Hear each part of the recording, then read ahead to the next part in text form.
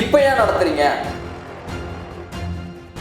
அப்ப இது தேர்தல் வியூகம், சீட்டு வாங்குறதுக்கான கணக்கீடா, இல்ல திமுகவை மிரட்டுகிறதா? இன்றைய காலகட்டங்கள்ல வேங்கைவேல் பிரச்சனையா இருக்கட்டும், இல்ல மற்ற பிரச்சனைகளா இருக்கட்டும், நம்ம விசிக மீது கடுமையான விமர்சனத்தை முன்வைக்கிறோம். நீங்க ஆளுங்கட்சிக்கு எதிராக என்ன போய் மிகப்பெரிய தாக்கத்தை ஏற்படுத்துறீங்க? இப்போ நான் என்ன கேட்கிறேன்னா, மது போதை ஒழிப்பு மாநாட்டை விசிக நடத்திட்டோம். அவங்க அரசியலுக்காக பண்ணட்டும், தேர்தல் கணக்கீடுக்காக பண்ணட்டும், கூட்டணிக்காக பண்ணட்டும், இதெல்லாம் அவங்களோட பிரச்சனை. விசிகாவும் திமுகவும் பேச வேண்டிய பிரச்சனை. நமக்கு என்ன தேவை? இந்த அழுத்தம் மக்களுக்கு நலன் இல்லையா?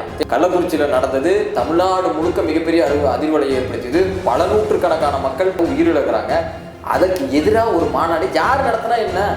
நமக்கு நல்லது தானே, மக்களுக்கு நல்லது தானே.